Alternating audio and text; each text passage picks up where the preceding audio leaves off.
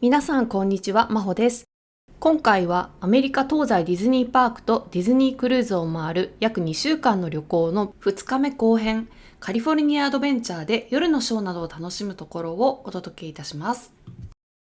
Hello everyone, it's Maho.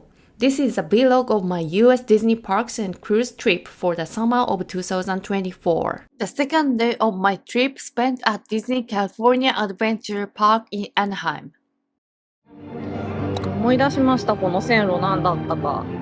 ケーブルカーみたいなやつ。多分キャラクターが乗ってプチパレード代わりみたいな感じのルートですね。結構長いガーディアンズ・オブ・ザ・ギャラクシーを通ってあっちのアベンジャーズの方まで続くんですよね。あの真ん中、パークの真ん中からここの建物なんですけど、前はアラジンのショーをやってたんですよ。このシアター何か使われるんでしょうかね。モンスターズインクがこの先にあるんですけど、ライトニングレーンのパス取ったんですけど、テンポラリークローズドになってるんで、のんびり歩いております。ここの建物はタートルトークとか、あとソーサラーワークショップとか複数入っている建物なんですけど、アニメーション系ですね。なんですけど、今は This attraction is unavailable ということで、タートルトークはね、結構どこの国にもある人気アトラクションですけど、あとキャラクターアナとエルサにも会えるみたいなで、絵の描き方とかをやってくれるみたいな。ここね、なんかショップがすごい多いんで、すごい紛れてますけど、この1個2個隣のあそこですね。よくよく見るとフィルハーマジックって書いてあります。これいつからあったっけ？6年前にあったかな？全然記憶にないんですよね。新しいんじゃないかな、もしかして。なんか今更感ありますけどね。日本も香港もフロリダもあるから。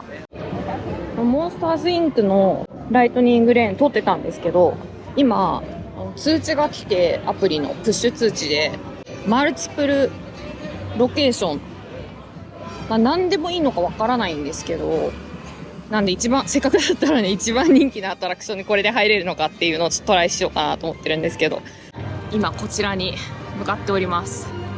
結構近いんですよ、モンスターズインクのアトラクション。ハリウッドのエリアとつながってる。もともとね、ハリウッドタワーオブテラーだった気がしますね、名前が。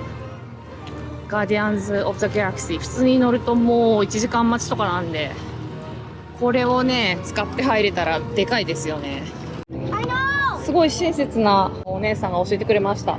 結論から言うと、残念ながらこれ対象じゃないよっていう、対象と対象外が一覧になってるんですけど、ソアリンは入ってます。ソアリン入ってる。インクレディコースター入ってますね。グリズリーリバーラン、インクレディコースターですかね。せっかくなら4つありましたね、対象外のアトラクションが。スパイダーマンもダメだったかな。それ以外だったら乗れるよみたいなやつでした。すごい世にも珍しい。一人も乗ってない。どういうこと？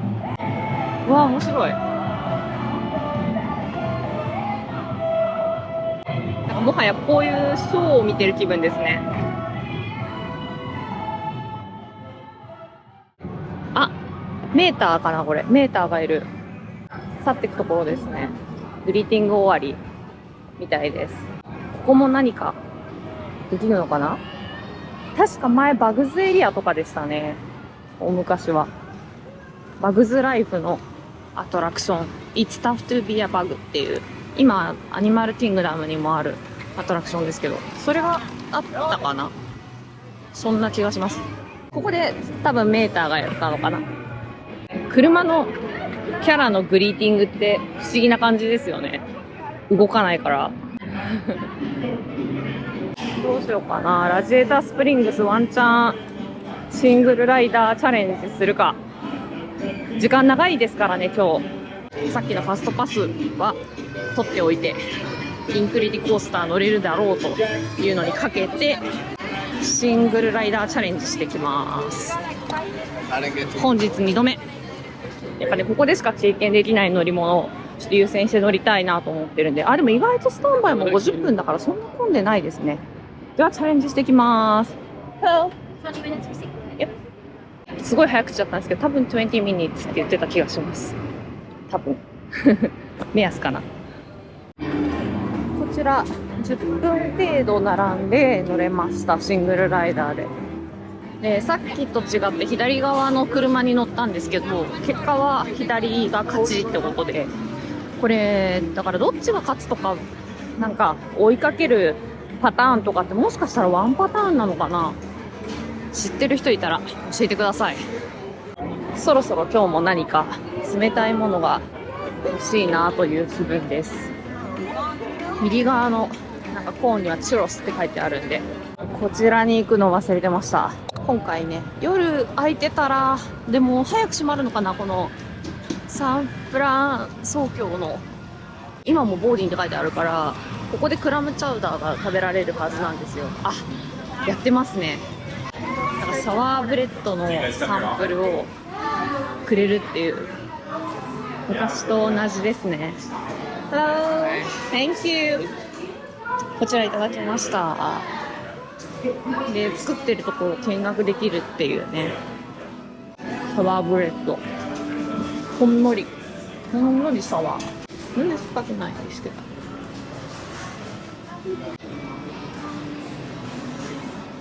作ってるところを見学しつつ、こっちではお店があると。ここはなんかアジアンフードが食べられるお店で、前と変わらず、コンセプトだけ変わってますね。おい、なんだこれ、フレットチラ、わさび、ゴーゴートマト、ヒロ浜田、ハニーレモン、ベイマックス。あ、そうなんだ。そんな名前なのか。でもギラデリがなんかこんなカタカナまみれになるのもちょっと変な感じですけどね。ギラデリ日本にはないですからね。チョコレート屋さんなんで、もともと。暑いからね、チョコはさすがにお土産としては溶けちゃいますけど。ね、甘い匂い。すっごい甘い匂いがします。サンデーばっかりですね。冬はいいかもしれないんですけど、この時期はちょっとちょうど一番暑い時期なんで、すごいパフュームっぽいこの音楽。なんだあれ、記念メダリオン。あ、この曲パフュームじゃない？うん、大丈夫ないって曲知ってる。パフュームのめっちゃかかっててびっくりした。すごいですね。トイレもベイマックスの形してる。いやー、楽しかったです。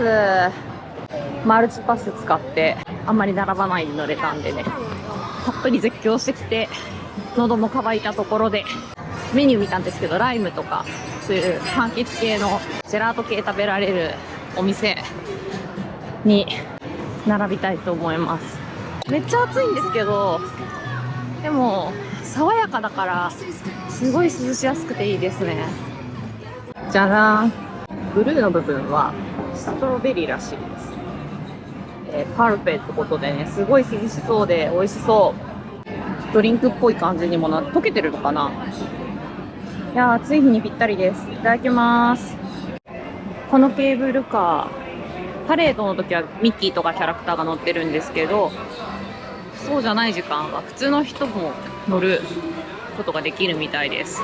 これってなんか一方通行なのかな。あ、そんな話をしてたらグーフィーが歩いてきた。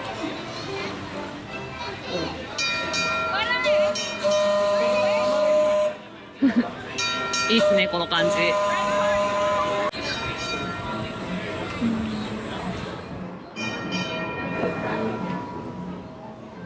スターは大人気ですね、さすが。ではリベンジにやってまいりました。こちらモンスターズインクのマイク&サリー・トゥ・ザ・レスキューですね。日本にも似たようなアトラクションあるんですけど、こっちのがただ乗ってるだけ系だった気がします。あ、でももう45分待ちになってますね。A child is on the loose in Monstropolis. A human child! If witnesses are to be believed, there has been a child security breach for the first time in monster history. We can neither confirm nor deny the presence of a human child here tonight. I tried to run from it, but it picked me up with its mind powers and shook me like a doll. It's true! I saw the whole thing!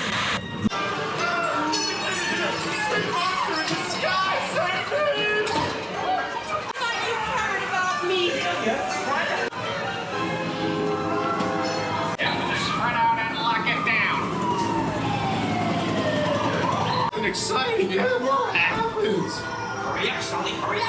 I've got both doors set up on the scare floor. Done now. I'll race you to the scare floor.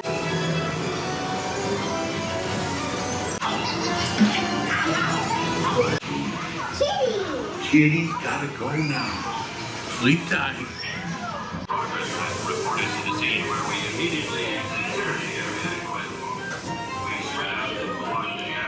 You didn't see anything unusual here today, did you?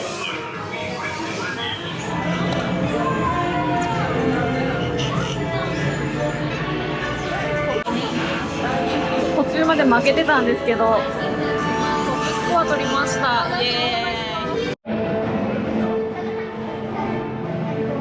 イ。今日のベストが90万、4人で90万点とかなんで、1人当たりのスコアが20万超えるとよくて、25万超えるとトップの方に乗るかなっていう感じなので、さっきの回私25万スコアだったんですよ。で、今回が21とかかなだったんで、まあ高得点取れてる側かなと思います。いや、今日3回乗っちゃった。すごい楽しかったです。最後はね、消毒も忘れずにってことで。あ、なんかやってるみたい。ショーやってるのかな。行ってみよう。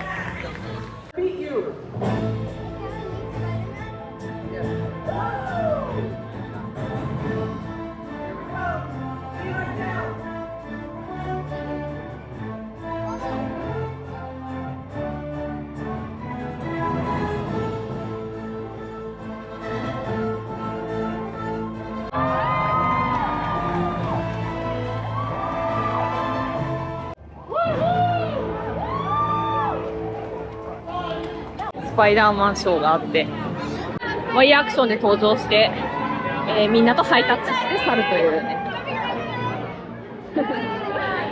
ミニショーでした。面白いですね。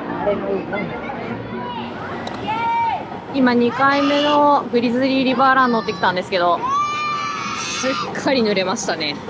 これ見てわかるかな、びちょびちょロッカーがいっぱいだったんで、一日の終わりの方はね、こういうこともあるっていうことを意識していった方がいいかもしれない。カバンも濡れてます。ちなみに足はレインパンツを履いてきました。備えをねしてきたんで、一応身は守れたっていうことでまだパス残ってて、リトルマーメイドのライトニングレーンパス取ってあるんで、1時間後ぐらいに乗れるので、先に夕飯をこちらで食べたいと思います。クラムチャウダーですね。クラムチャウダーボールを食べたいと思います。夕飯を食べに来ました。さっきからですね、キャリーパミュパミュとパフュームが交互に流れてます。不思議な感じします。クラムチャウダーボールいただきます。サンフランソーキョースクエアで夕飯を食べてきました。座ってたらずーっとね、キャリーパミュパミュと半分パフュームで、プレイリスト40分ぐらいで一周してるかな。1曲だけ米津玄師の曲が入ってました。結構知ってる曲が多くって、なんかボカロとか入れたらいいのになーなんて個人的に思ったんですけど。さて、こちらのアトラクション、リトルマーメイドアリエルズ・アンダーシー・アドベンチャーに乗ってきます。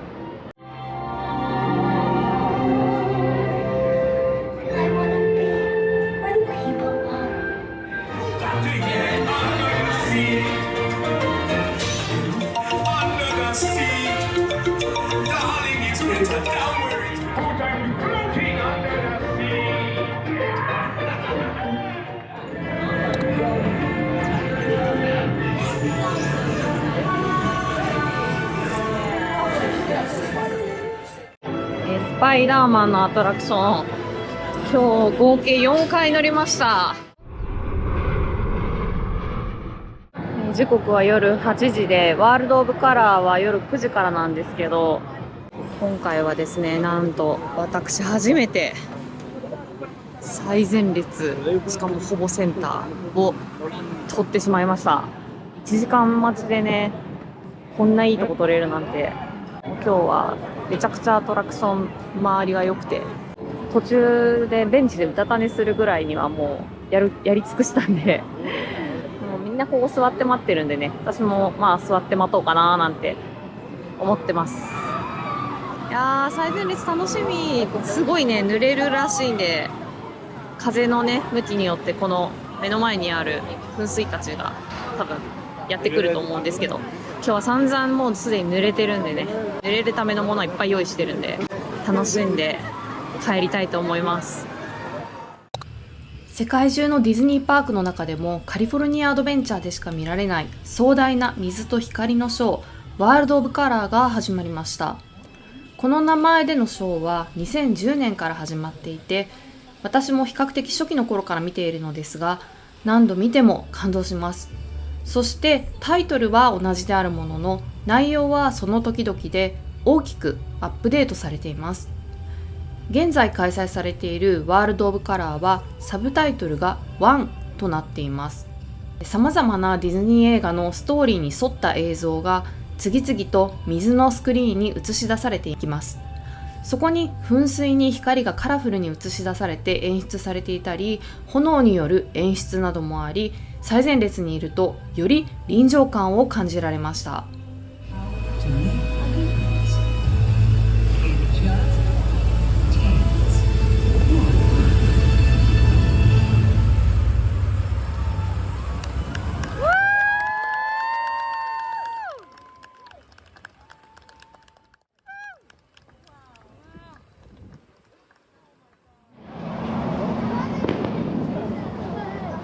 今日は行ってない方のディズニーランドパークの花火がパークの外からでも見えますね。結構いい感じに見えます。人生初の最前列で見たワールド・オブ・カラーの感想を語りたいんですけど、今回のワールド・オブ・カラーは1っていうテーマがあって、今までワールド・オブ・カラーを一番最初に始めたのが多分2010年ぐらいだったと思うんですけど、そのすごい初期の頃から見に行ってて、最初の頃から見てたんですけど、テーマがだいぶ変わって、今回良かったなって思った点は、ディズニーのミッキー&フレンズとかプリンセスとか、いわゆるオーソドックスなキャラクターに全くフォーカスしなかったこと。なんか他のショーと差別化されてて、言い方悪いですけど、お決まりのミッキーたちが出てきて、プリンセスが出てきて、人気のトイストーリーが出てきて、スター・ウォーズみたいなヴィランズが出てきて、最後はめでたしみたいな、そういうよくある流れねみたいな感じだったら、ちょっと見方もね違ったかなって思うんですよ。うわー、めっちゃ綺麗。